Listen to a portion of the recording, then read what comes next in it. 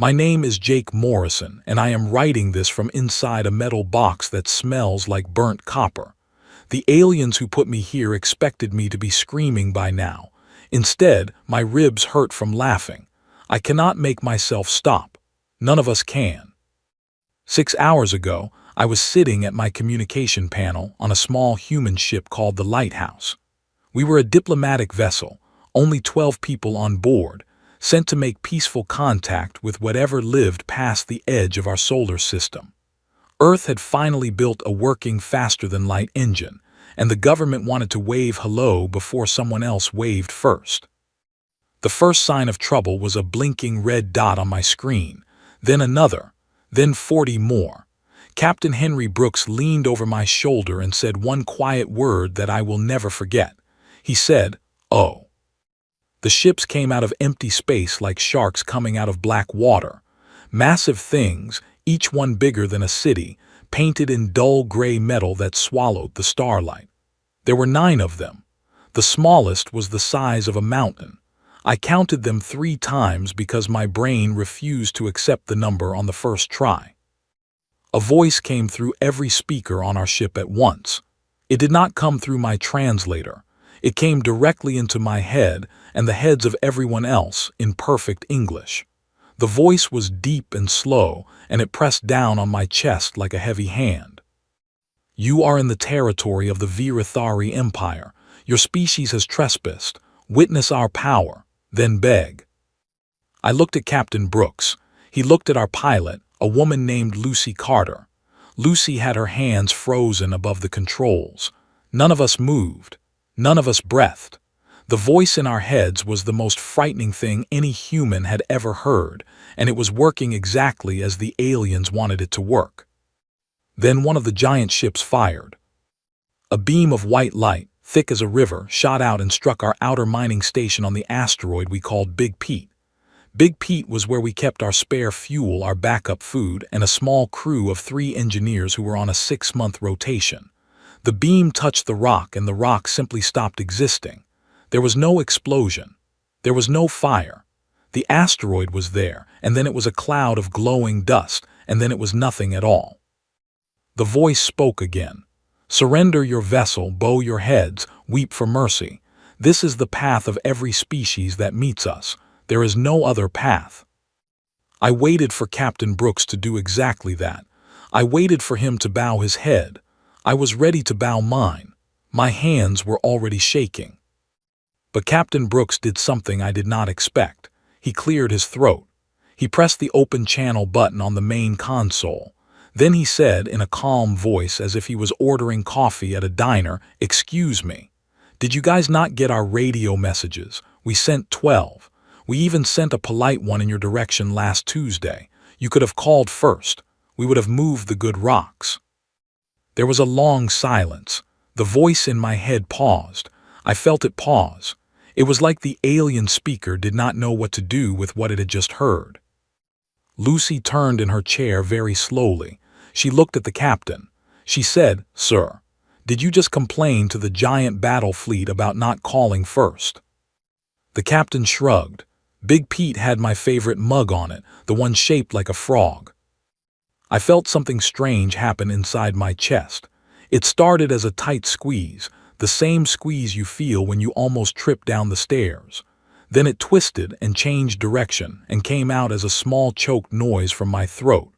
I was laughing. I was laughing while a fleet of city-sized ships pointed weapons at our hull, and I could not stop. Lucy started laughing too. She covered her mouth with both hands, but it was no use. Soon every person on the bridge was making some version of the same noise. We were also crying, some of us. We were also terrified, but we were laughing, and the laughing was louder than the crying. The voice in my head returned, but it sounded different now. It sounded confused. "Your reaction is not correct. Repeat. Your reaction is not correct. You are showing the wrong response. Adjust your behavior." Captain Brooks wiped his eyes. "Buddy, I am sorry, but you cannot just tell people their feelings are wrong. That is not how feelings work. Has anyone ever told you that? Adjust your behavior, show the proper fear. We have ended your asteroid, we will end your ship next. Lucy raised her hand like a student in class. Quick question. If you end our ship, who will you talk to? Because right now you are the only people in our solar system who have spoken in full sentences today. We were going to play cards later. Want to join? I do not know what kind of training the Virithari Empire gives its officers, but I am sure none of it covered being invited to a card game. The voice was silent for almost a full minute. Then it said, in a much smaller tone, "You will be brought aboard for evaluation. Do not resist." A blue beam of light surrounded our ship. Our engines went quiet. Our screens went dark. The lighthouse was being pulled into the nearest mountain-sized vessel like a fish on a line.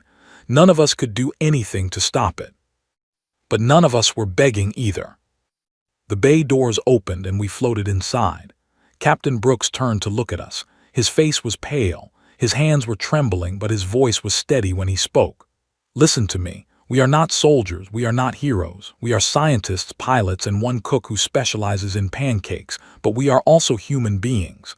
Whatever happens next, we stay together. We stay kind to each other. And if we are scared, we say so out loud because hiding it makes it worse. Understood?" We all nodded. Then he added, "Also, if any of you can keep making jokes, please do. I think it confuses them. And confused enemies are slower enemies." The doors of our ship hissed open. Standing in front of us was a row of soldiers, each one tall and thin, with gray skin and 4 eyes set in 2 pairs above a mouth filled with small, flat teeth. They wore black armor that absorbed the light. Their leader was even taller, with a silver collar around his throat that I would later learn marked him as an overcommander. His name was ZHK Tao. He looked at us the way a man looks at a strange insect on his dinner plate. "Humans," he said in a deep, slow voice, "you will follow, you will be silent, you will obey." Captain Brooks gave a small, polite nod. "We will follow, we will obey within reason. But silent, sir, with the greatest respect, you have clearly never met a human before."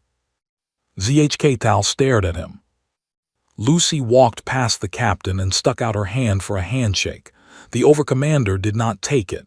She shrugged and put her hand back in her pocket. "First time meeting a new species. Yeah, it is awkward for everyone. You will get used to it." A guard pushed her gently forward with the back of his weapon. We were marched down a hallway with low ceilings and walls that pulsed with a faint humming sound. The hum was meant to make us feel small and helpless. I think it was working on my body because my legs felt like jelly, but my mouth, somehow, was still working.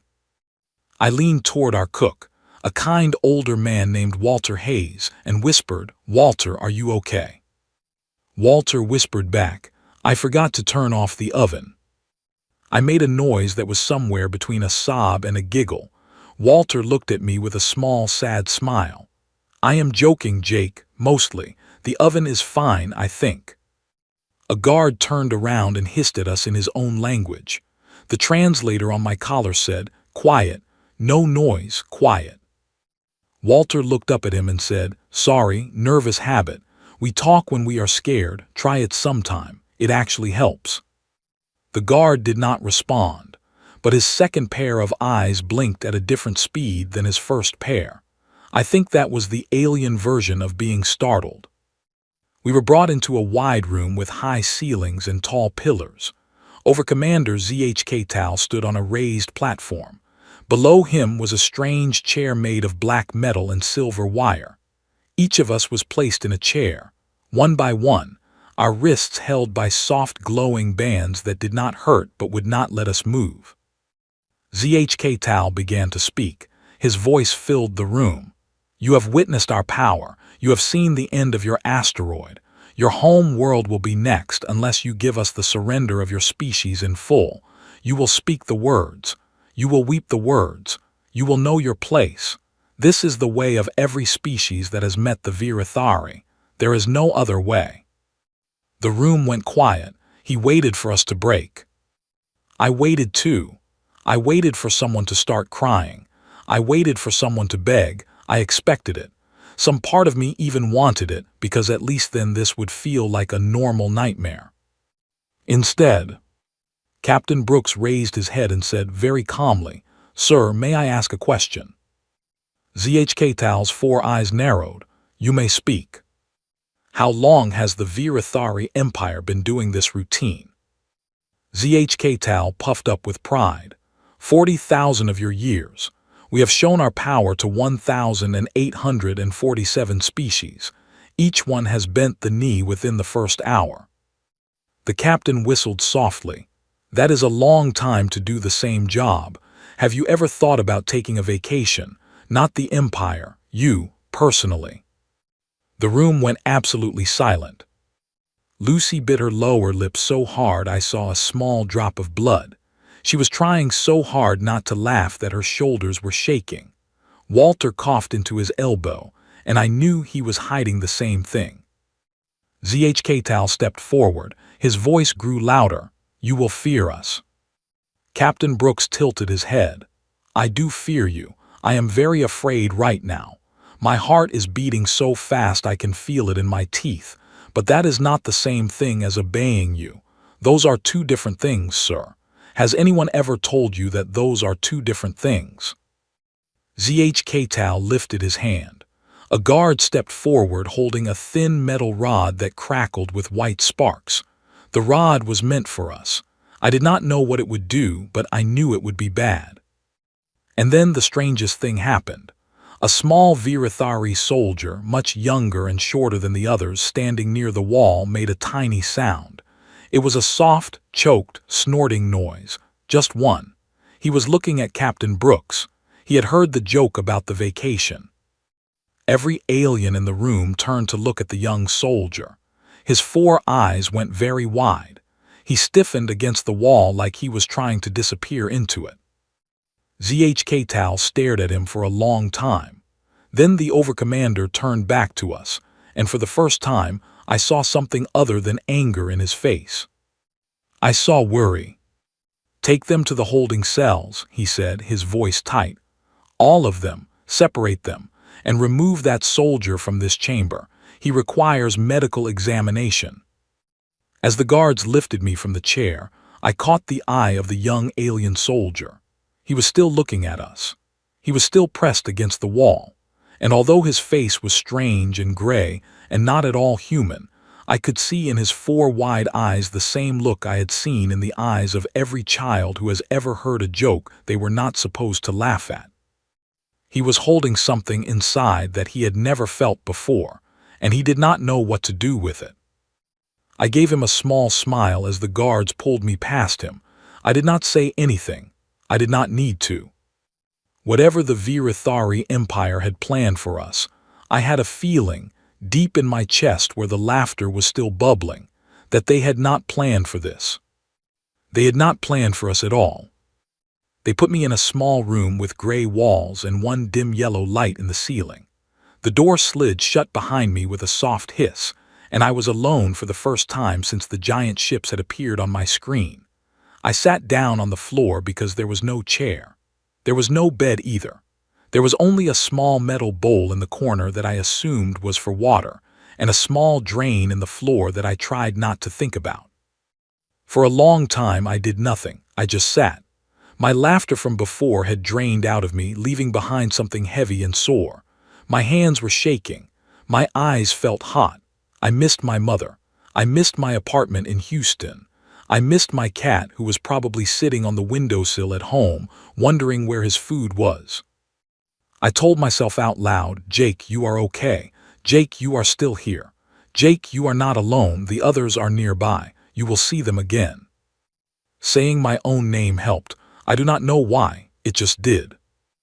After what felt like many hours, the door opened. A different alien stepped inside. He was thinner than the soldiers, and his skin was a paler gray. He wore a long white robe instead of armor, and his 4 eyes had a tired look. He carried a small flat device in one hand. "I am Inquisitor Vassorin," he said. His voice was soft, too soft, the kind of softness you use right before you do something cruel. "I am of the Quelmorum caste, the Fear Architects. We are the ones who break minds. We are very, very good at our work. Your species will be the 802nd I have personally broken. I have done this for 200 of your years." I looked up at him. I tried to make my face brave. 200 years. Wow, you should really retire, pension yourself out, take up a hobby. He did not react to the joke. He simply pressed a button on his flat device. The light in the ceiling changed color. The walls grew dim. A strange smell, sweet and sharp at the same time, filled the room. "This is the first stage," he said. "It is called the hollowing. You will sit alone for 72 of your hours. You will receive no food. You will receive only water. You will see no other living being. The light will not change. The temperature will not change. You will hear nothing. By the end, every species we have studied loses its grip on time, on self, and on hope. You will speak when I return. You will weep. You will plead." He turned and walked out. The door hissed shut. The light stayed dim. The smell stayed in the air. I waited some more. After about 3 hours, I realized something. I realized that being alone with my own thoughts was not actually that bad. I had been alone before. I had been alone many times. I lived alone. I worked night shifts at a satellite station back home, where sometimes I did not see another person for 3 days. The Virathari did not know this about humans. They thought we were always in groups. They thought silence would break us. But I was a man who had once binge-watched an entire show about cake decorating in one sitting. I was a man who could sit still and stare at a wall and be perfectly fine. The hollowing was not torture. The hollowing was Tuesday. So I did what I always did when I was bored. I started talking to myself. I started by telling myself the entire plot of every movie I had ever seen, in the order I remembered them. Then I sang. I sang loudly and badly. I sang every song I half remembered from school. I sang the national anthem. I sang the song my mother used to sing while she cooked. I sang a song from a commercial about car insurance. I made up new songs. I named the corners of my cell. The top left corner I named Carl. The top right corner I named Beatrice. The bottom left was Officer Mustard. The bottom right was simply Bob because Bob did not need a fancy name. I gave them all backstories. Carl was a retired sailor. Beatrice was Carl's wife and was tired of his stories. Officer Mustard was their nosy neighbor. Bob was a quiet philosopher. I performed a full play with my 4 corners. It was about a dinner party where Officer Mustard got too drunk and revealed a secret about Beatrice's past. It went on for 2 acts. I played all the parts. It was, I admit, the best work I had ever done. When the door finally opened, I was in the middle of teaching Bob the meaning of true friendship. Inquisitor Vassorin stood in the doorway. His 4 eyes blinked slowly, the way an alien blinks when it is processing something it did not expect. "You are still talking," he said. "Yes." "You have been talking for the entire 72 hours. Was it really that long? Time really flies when you are putting on a play." "You have not slept." "I slept a little. I dozed during Act 1. Officer Mustard's monologue went on too long. That was my fault as the writer."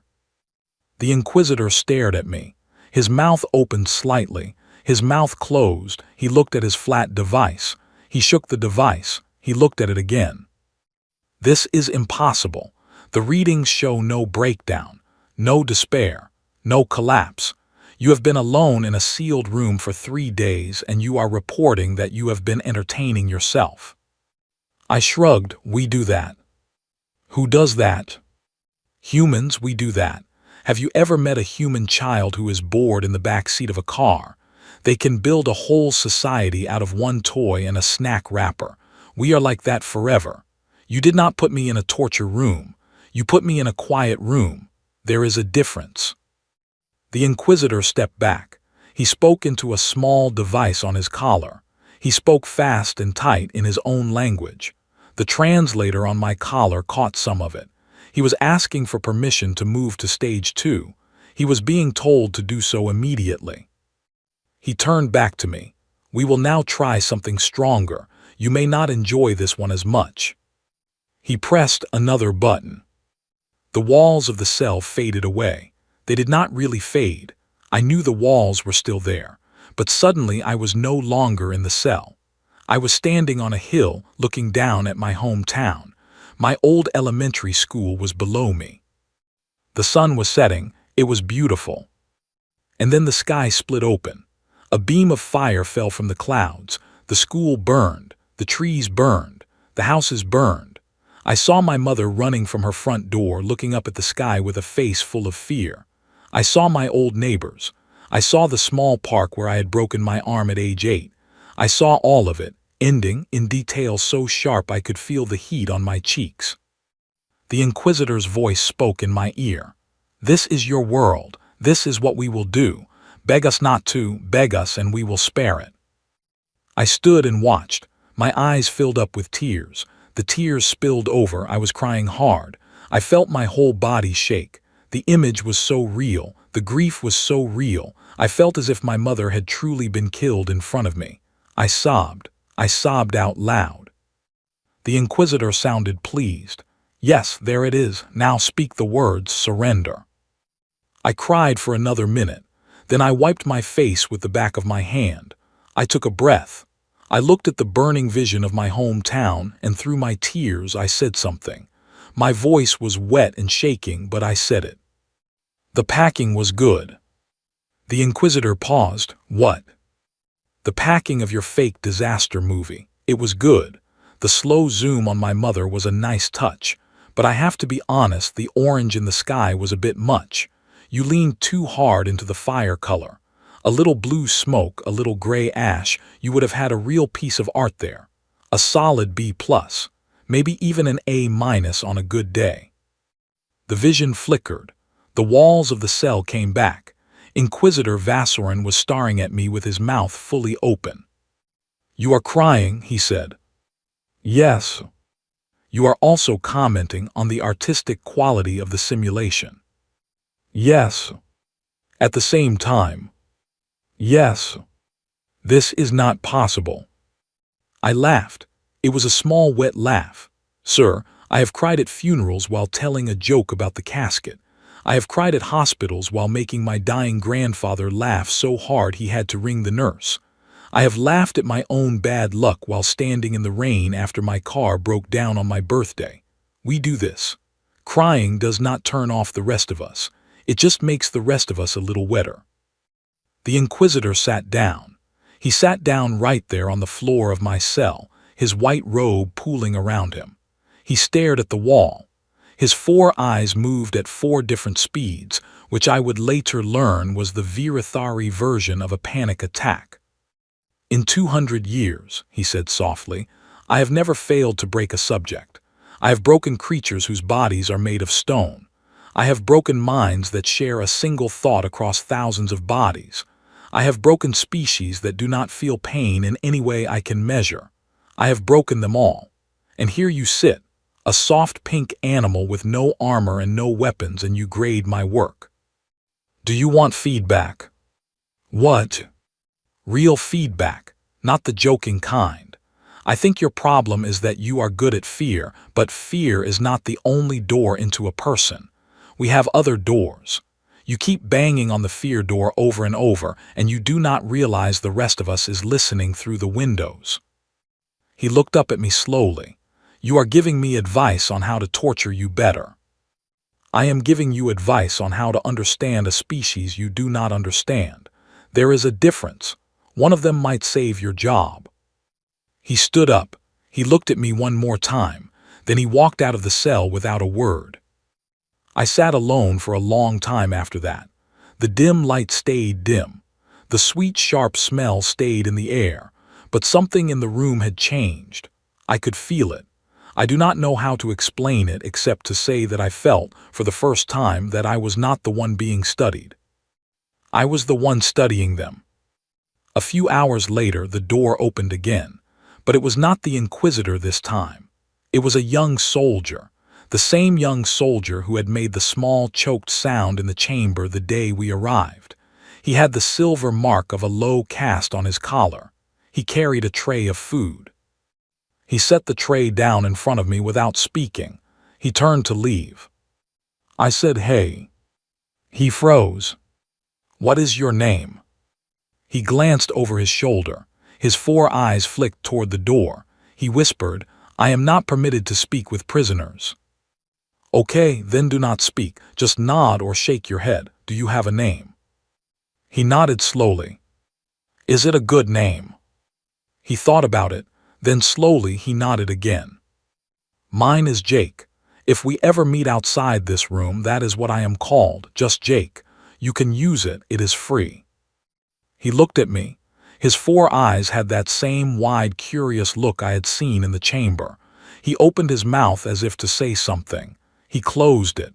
He opened it again. Then in a voice so soft I almost did not hear it, he said, "Telek. My name is Telek." He turned and left quickly, as if he had committed a great crime by saying his own name. I looked down at the food tray. It was a strange gray paste with green flecks. I picked up the spoon. I took a bite. It was disgusting, truly awful, the worst thing I had ever tasted. I smiled anyway, because for the first time since the giant ships had appeared, somebody on this ship had told me their name. That was a crack in the wall, a small one, but cracks grow. I ate every bite. The next day, they took us out of our separate cells and put us together in a larger room. I think they wanted to study how we behaved as a group. I think they expected us to fall apart. I think they expected us to fight each other, or beg each other, or break down into puddles on the floor. What they got instead was Lucy Carter doing impressions of every guard in the hallway, and Walter Hayes giving a cooking lesson to a security camera. The room was wide and round, with a low table in the middle and benches along the walls. There were 8 of us in there at first: Captain Brooks, Lucy, Walter, me, our medic Dr. Grace Fisher, our engineer Peter Lane, our biologist Ann Murphy, and a young pilot named Daniel Ross. The other 4 crew members were being held somewhere else. We did not know why. The first thing Captain Brooks did when we were all together was hug each of us, one at a time. He did not say much. He just put his hand on our shoulders and said, "You are doing well, keep going." Then he sat down and we all sat with him, and for a moment we just breathed. Then Lucy, of course, broke the silence. "Okay, so, quick check-in. Has anyone been waterboarded? Anyone? No, just emotional torment. Same. Cool, cool, cool." Dr. Fisher said, "They try to make me see my dead sister." We all went quiet. Dr. Fisher continued, "She has been gone for 15 years. They built a vision of her. They had her ask me why I never came to visit her grave." "Oh, Grace," Anne whispered. Dr. Fisher took a breath. Then she gave a tired half-smile. "I told the alien running the simulation that he had gotten her hair color wrong. She had red hair, not brown. I said, if you are going to stab a person in the heart, at least do your research first." He turned the simulation off in less than 10 seconds. I think I hurt his feelings. Walter started to laugh. Then we all started to laugh. It was not a happy laugh. It was the kind of laugh that comes out when there is nothing else left to do, when the alternative is to sink down and never come up again. It was a survival laugh. We held onto it like a rope. Peter, the engineer, said, "They tried to bury me alive. Mentally, I mean. They put me in a vision where I was in a coffin and the dirt was being shoveled on top. I am terrible with small spaces, by the way. They figured that out fast." "And?" Captain Brooks asked. Peter shrugged. "I told them, look, if you are going to bury me, at least give me a book. I am going to be down here for a while. I do not want to just lie around." We all laughed again. Daniel, the young pilot, who was only 23 and on his first deep space mission, said quietly, "I cried a lot. I am not going to lie. I cried for a really long time." Anne reached over and took his hand. "Daniel, sweetie, we all cried. You are allowed to cry. Crying is part of being a person. The aliens just do not know that crying is not the same as breaking."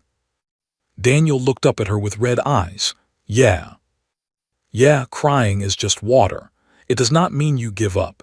It means your body is doing its job." Daniel nodded. He looked a little less small after that.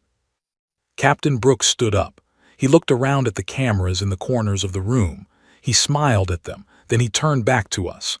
"All right, team, listen up. We do not know how long we will be here. We do not know what they will try next. But here is what I do know. We are still us. They have not changed us. They have not gotten to us, not yet. And the longer we stay us, the more they have to deal with us. Got it?"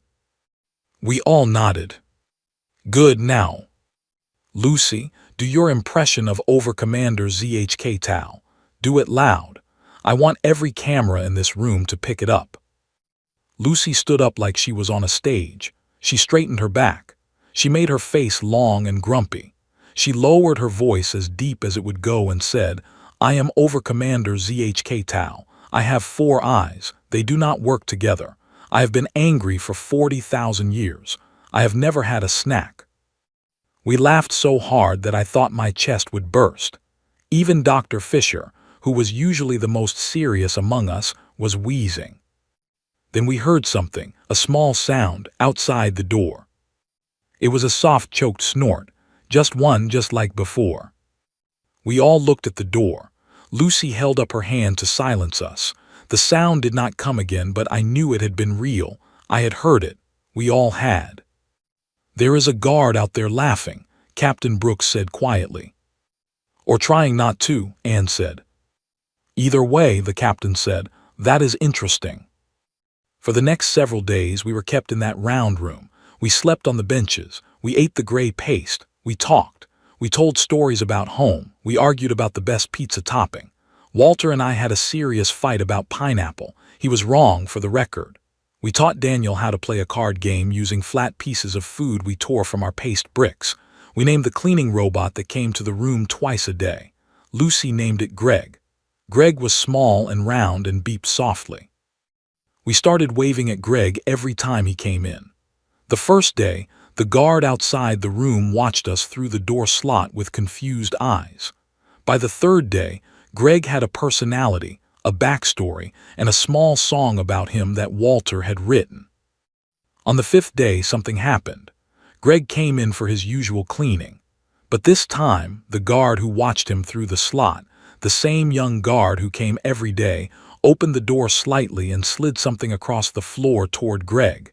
It was a small, soft cloth. We all stared. The guard quickly closed the door. Lucy walked over and picked up the cloth. She looked at it, then she looked at us. He gave Greg a polishing cloth. "For Greg," Walter said.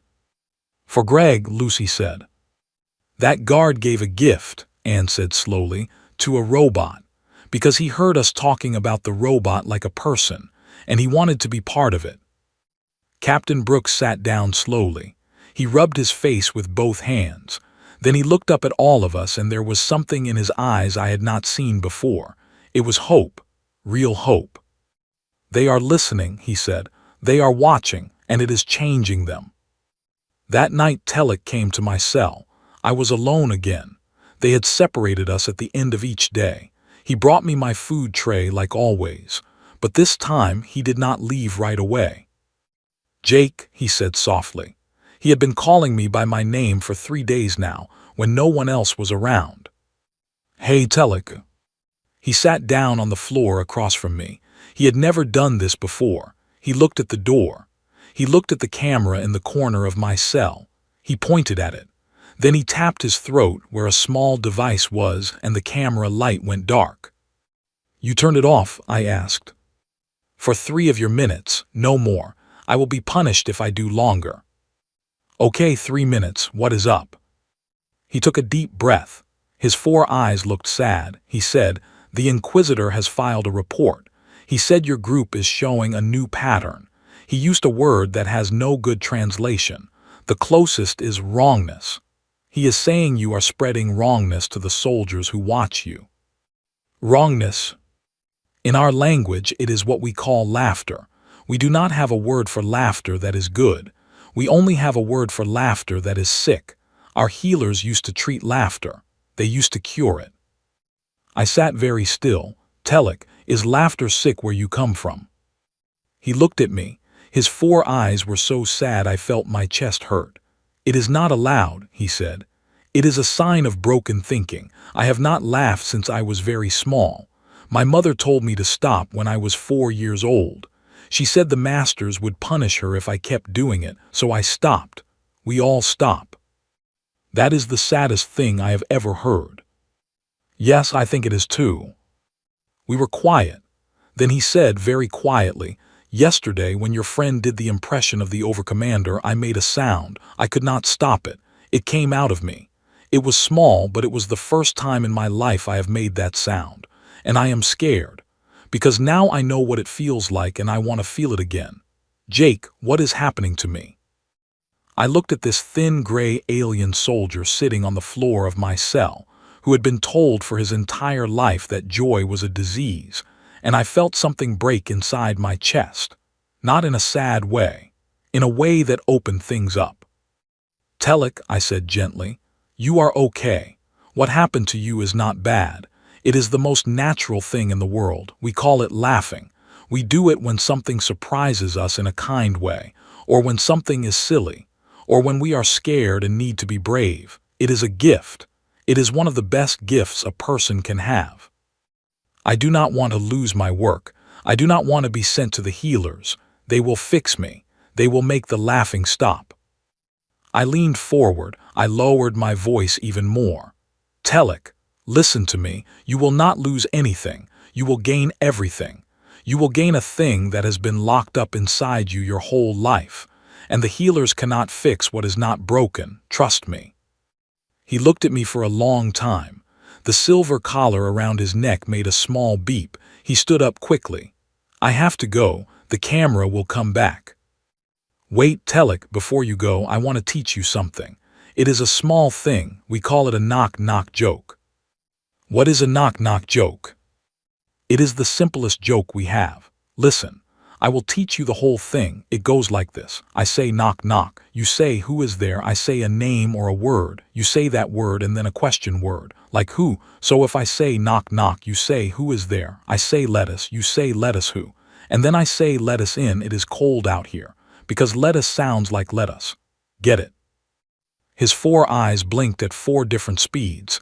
He did not get it. Not even a little. But he repeated the words back to me. "Knock knock, who is there? Lettuce. Lettuce who? Let us in. It is cold out here. It is cold out here. Yes, I will think about this." He hurried out of the cell. The door slid shut. The camera light came back on. I lay back on the cold floor and stared up at the dim yellow ceiling. I thought about Telek, going back to his bunk, repeating the joke to himself in his head. I thought about him trying to understand it. I thought about him maybe, just maybe, getting it 3 days from now, in the middle of the night, and making that small choked sound all alone in his sleeping space. The wall was cracking. Cracks grow. We were spreading something through this ship that had no defense against it. It was not a weapon. It was not a bomb. It was something far older and far stronger, and it had been part of us since before we knew our own names. 3 more guards started showing up at our door over the next several days, one at a time, each one sliding in some small thing, a cleaner brush, a smooth stone, a folded piece of cloth. They all gave their gifts to Greg, never to us. It was the only safe way for them. Greg the cleaning robot was the bridge between 2 worlds. Captain Brooks watched it all and said one quiet thing to me in private, while the others were sleeping. "Jake, they sent us out here to make peaceful first contact with whatever lived beyond our solar system. I think we are doing it, just not in the way anyone expected." On the 14th day of our captivity, they came for us with weapons drawn, not the soft glowing bands they had used before, real weapons, long thin guns with humming blue tips. 6 guards lined up outside the round room.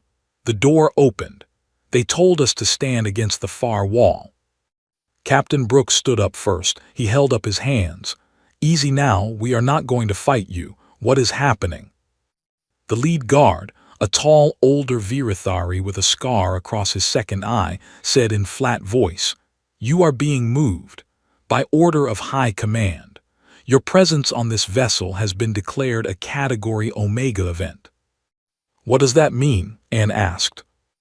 "It means," the guard said, "that you are no longer considered prisoners. You are considered a contagion. You will be moved to a sealed research facility. There you will be studied. Then you will be ended." Daniel's face went white. Walter put his arm around the young pilot and held him close. Captain Brooks took a slow breath. "All right, lead the way, but please tell whoever is in charge that we would like to know what we are accused of." The guard's 4 eyes shifted. He looked uncomfortable. He said, "You are accused of spreading the wrongness to my people. You have made 11 of our soldiers and 3 of our medical staff unfit for duty. They have begun to do the human thing. They have begun to make the choking sound. They have begun to refuse orders to harm prisoners. One of our young soldiers has spoken kindly to a cleaning robot in front of his unit. The wrongness is spreading. It must be stopped." We were marched down a long hallway. As we walked, I looked at the guards on either side of us. I knew their walking patterns by now. I had watched them through my cell door. The young one with the small twitch in his second eye was named Mark, in the rough translation of his name. The older one with the limp was named Driss. The one in the back, who always coughed once before speaking, was named Pell. I did not look at any of them directly, but I said, softly, just under my breath as we walked, "Knock, knock." The young one, Mark, made a sound, a small choked sound. He covered it with a cough. The older one looked at him sharply, but Mark kept walking, his face very still, his second eye twitching faster than usual. We reached a transport bay. A small ship was waiting. 10 more guards stood by the ship. They moved us inside and locked us into seats. The transport lifted off. Through a small window, I could see the giant Virathari vessel growing smaller behind us, and a smaller white research station growing larger ahead. The research station was a strange building. It was shaped like a flower, with 5 long petals coming off a central core. The transport docked at one of the petals. We were taken out and led through hallways that were brighter and cleaner than the warship. Everything in the research station smelled like a hospital. We were brought into a wide room with glass walls. On the other side of the glass were rows of seats, like a small theater. In the seats sat about 30 Virathari, all wearing white robes. The Quelmorim, the Fear Architects, the ones who had spent their lives breaking minds. In the front of the row was Inquisitor Vassarin, my old friend from the cell. Beside him sat a higher-ranking Virathari I had not seen before, a tall, thin one with a gold collar instead of silver. The tall, thin one stood up. She, I think, because the voice was higher than the others. She walked to a microphone. "Humans of the vessel Lighthouse, I am Chief Architect Mevria. I have been assigned to assess your case. Please be seated." We sat. The chairs were uncomfortable. Mevria looked at her notes. She looked up at us. She did not look angry. She looked tired, very tired. She looked like a doctor who has just seen a very strange test result and does not know how to write it down. "In 40,000 years," she said, "the Virathari Empire has classified 8 categories of threat. Category Alpha is military threat. Category Beta is technological threat. Category Gamma is biological threat. And so on down to Category Theta, which is environmental contamination. We have never had a Category Omega. The category was created last week, for your species." Captain Brooks raised a hand politely. "May I ask what Category Omega means?" "It means a threat to our way of being. A threat not to our power but to our shape. You are not strong. Your weapons are weak. Your numbers are small. By every standard measurement, you should be the easiest species we have ever met. And yet, Captain, you have done in 14 days what no enemy has done in 40,000 years. And what is that, ma'am? You have made our soldiers laugh." The room was silent.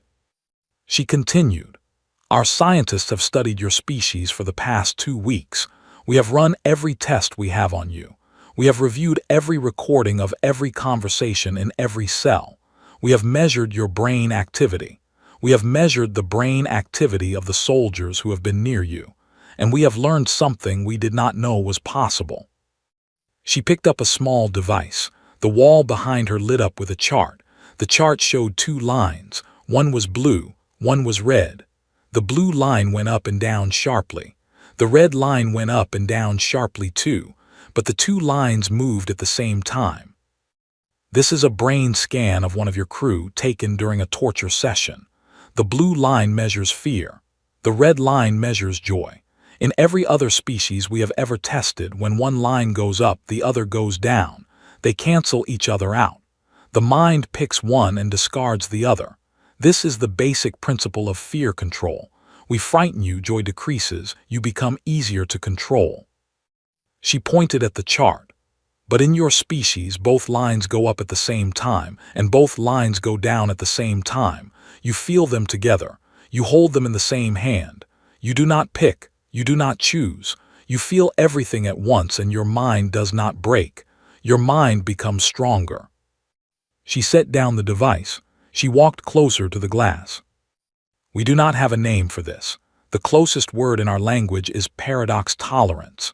The ability to hold two opposite things in the mind without picking one. We thought it was impossible. We built our entire civilization on the belief that it was impossible. Our control of every species we rule depends on this belief. If a species can feel afraid and unafraid at the same time, then we cannot rule them through fear. Do you understand what this means? Captain Brooks said softly, I think we are starting to. It means, she said, that if your way of feeling spreads to even one of the 800 species we currently control, our empire ends. Not in a war, in a slow turning away. A people who can laugh while afraid will not bow. A people who can grieve and love at the same time will not break under loss. A people who can hold contradiction will not accept the simple shapes of fear we offer them. They will see through us. And once they see through us, they will not look back.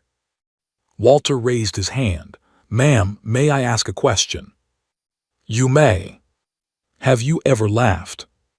She froze. The whole room froze. She said very quietly, I have not. Would you like to? It is forbidden. The Quelmorim are healers of the wrongness. We do not carry it. We cannot carry it. Walter looked at her with that gentle old face he had.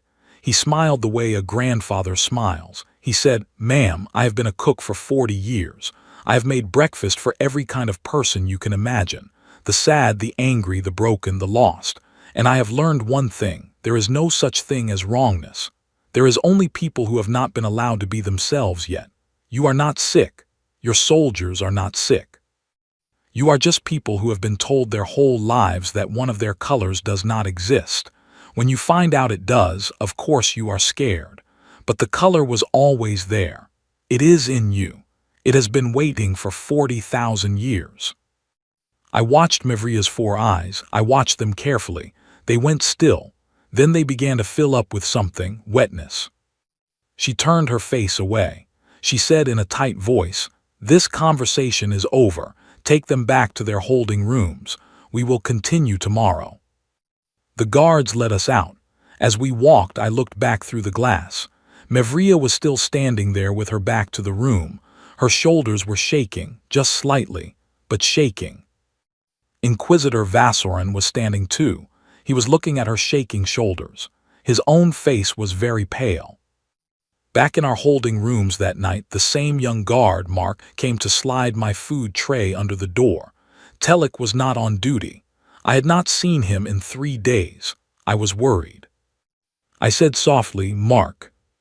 He paused. Is Telek okay? There was a long silence. Then Mark said in barely a whisper, Telek has been taken to the healers. He laughed in the hallway yesterday in front of an officer. They are trying to fix him. My heart sank. Mark, listen to me. Whatever they are doing to him, it will not work. They cannot unlaugh him. He has crossed a line and there is no going back. But they can hurt him trying. Is there any way you can get him a message? Mark was quiet for a long moment. Then he said, If I bring you paper, could you write a thing? I will deliver it. Yes, I can write a thing. He brought me a small flat sheet of gray material and a thin stylus hidden under my food tray. I wrote on it carefully. I wrote, Telek, hold on, we are coming, the wall is cracking. You did not do anything wrong. You did the most right thing a person can do. Knock, knock. The answer is we are leaving, I promise. I slid the paper back under the door. Mark took it. Then very softly, just before he walked away, Mark whispered, knock, knock. I felt my eyes fill up. I whispered back, who is there? He paused, then he said, I do not know yet. I am still learning, but I will find out. He walked away. I lay back on the floor of my cell and looked up at the ceiling and felt something I had not felt since I was a small child looking up at the stars. I felt sure, deep in my chest, that something very big was about to happen and that we were going to be okay. Not because we were strong, but because we had brought something with us that this empire had never planned for.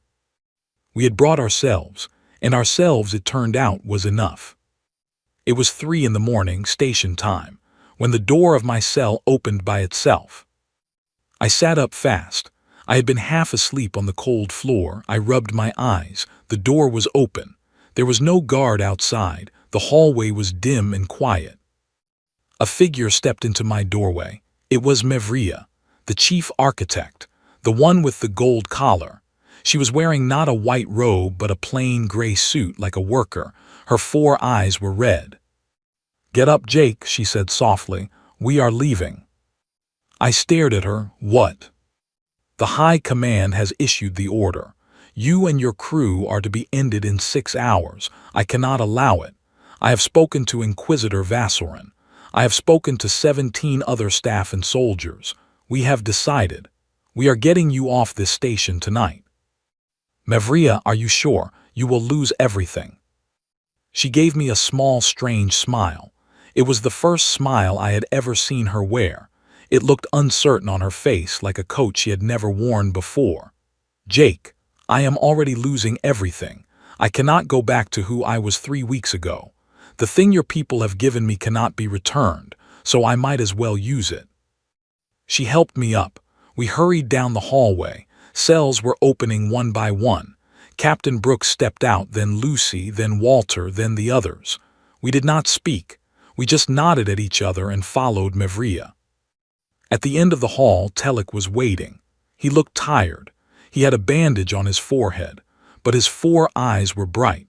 He held a small device in his hand that he had used to override the cell locks. Jake, he said, his voice breaking with emotion. Knock, knock. I felt tears well up. Who is there, buddy? He smiled. It was a small, unsure smile, but it was real.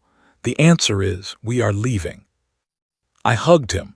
I hugged that thin gray alien with my whole body. He stiffened for a second. He had never been hugged before. Then his thin arms went around me too, and he held on tight. Telek, are you all right? They took you to the healers. They tried. The healers cannot fix what is not broken. I told them this. They tried for 2 days. Then they gave up and locked me in a small room. Mevria got me out tonight. We hurried on. Behind Telek were others. Mark, the young guard, Inquisitor Vassorin himself, looking pale and shaken in plain clothes, a medical officer named Drell, a senior cook named Hess, 8 Virathari in total, all of them carrying small bags, all of them leaving behind everything they had ever known. We rushed through the station. Mevria led us down service hallways. She had clearly planned this for some time. We met no guards. The few we did pass had been told to take that night off by Mevria's orders. They did not know why their orders had been changed. They never would. We reached the docking bay. The lighthouse was sitting there, untouched, its outer hull still scraped from the tractor beam. Walter let out a small, happy sound at the sight of his ship. He patted her hull as we walked past. But before we reached the boarding ramp, we hit a problem. A patrol of 6 guards was crossing the docking bay floor. They were not supposed to be there. Their schedules had been confused by all the redirection orders. They saw us. They froze. We froze. The lead guard raised his weapon. Halt! Identify yourselves. Mevria stepped forward. She held up her gold collar. I am Chief Architect Mevria. I am moving these prisoners on a priority black order from the High Council. Stand down. The lead guard hesitated. Priority black was a real thing. He did not want to challenge a gold collar, but he also did not see any council members nearby, and his orders were clear. Architect, with respect, we have no record of a priority black. We need to verify. Mevria's hands were shaking. She had not prepared for this. The other defectors looked at each other in panic. And then, from the edge of the docking bay, came the sound that changed everything. It was a low rumble, a growing rumble like footsteps. The doors at the far end of the docking bay slid open. Through them walked, not a patrol, not a strike team, but 40 Virathari soldiers and workers. They were not wearing armor. They were wearing their off-duty clothes. Some of them looked sleepy, like they had just been pulled out of bed. Some of them looked nervous. But they all walked together in a steady line, and at the front of them was a face I knew. It was a young soldier I had seen once or twice in the hallway named Vask. Lucy had been doing impressions for a small group of off-duty staff in a side hall for over a week now. Word had spread quietly. People came when they could. They listened. They went home and told a friend. The friend came the next time, and the next. It had grown. Vask stepped forward. He looked at the patrol. He held up his hands. "We are not here to fight," he said. "We are here to be heard. The humans are leaving. We are letting them leave. Stand aside, brothers." The lead patrol guard stared at him. "Vask, you are off duty. You have no authority here. Step back." "I cannot. None of us can. We have all been listening. We have all been thinking. And we cannot keep doing the work we have been doing." One of the patrol guards lowered his weapon. He said in a confused voice, "Vask, what is happening?" Vask said softly, "The humans told us a thing. They told us that we are allowed to feel two things at once. They told us we are allowed to be afraid and brave. They told us we are allowed to be sad and hopeful. They told us we are allowed to laugh. They did not lie to us. None of it is wrongness. All of it is us. We have been small for 40,000 years. They have shown us how to be bigger. We are going to let them go home, and we are going to face whatever comes next together." The patrol guards looked at each other. Slowly, one by one, they lowered their weapons. The lead guard kept his up the longest, but finally even he lowered it. He looked very tired. "My son," he said quietly, "made the choking sound last week. I told him to stop. He cried. I told him to stop crying too. He went to his sleeping space and would not come out for 2 days. I have not slept since." Vask walked over and put his hand on the older guard's shoulder. "Take him to the gardens tomorrow. Tell him you are sorry. Make a sound with him. Try." The older guard's 4 eyes filled with wetness. He nodded slowly. We had no time to lose. Mevria hurried us up the ramp into the lighthouse. Lucy ran to the pilot's seat. Walter ran to check the engines. The defectors crowded into our small medical bay, the only place with extra seats. Captain Brooks stood at the airlock and looked back at the docking bay. The 40 off-duty staff were standing in a long line, waving us off. Some of them were crying. Some of them were making small, choked sounds. One of them was outright laughing for the first time in his life, and he looked terrified and delighted at the same time, and his neighbor was patting him on the back as if he had just been born.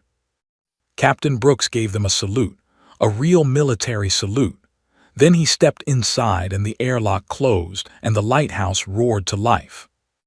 We blasted out of the docking bay. The Virathari giant ship saw us go, of course. Alarms went off. The voice of Overcommander ZHK Tal came over our radio. "Lighthouse, power down, return to the station. You have no chance of escape. We will catch you in seconds."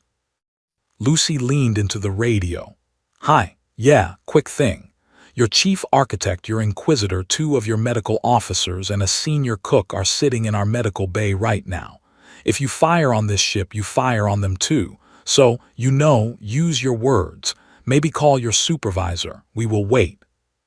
There was a long silence on the radio.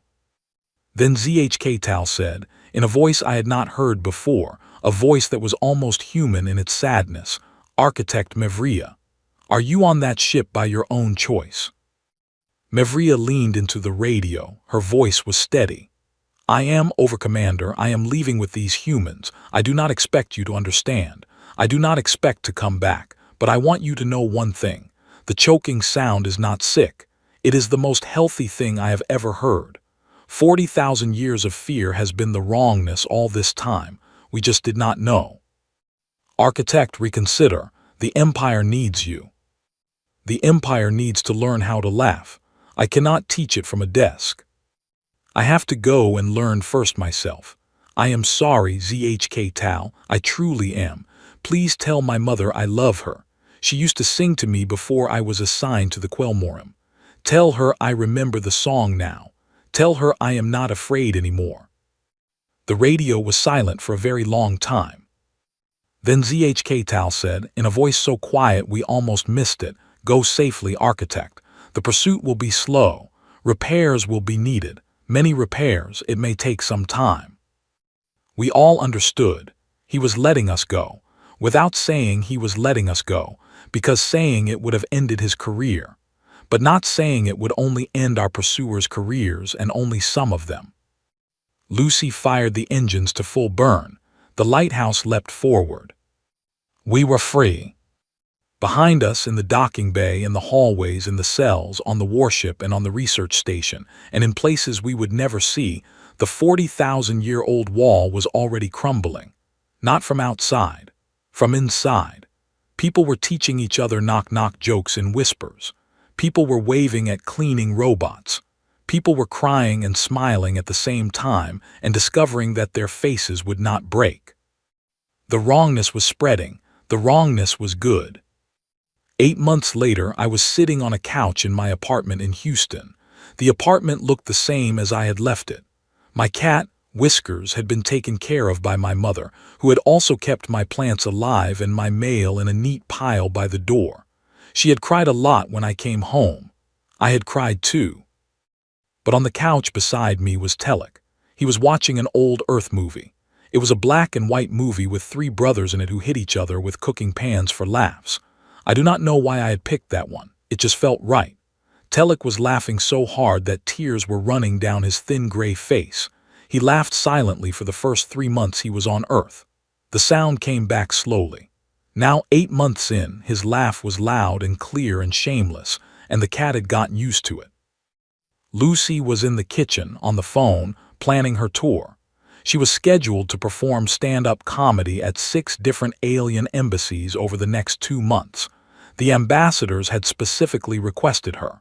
She had told me she was going to do a bit about the orange in the fake disaster movie. I had laughed for 10 minutes. Walter was teaching a cooking class in the basement of the local community center.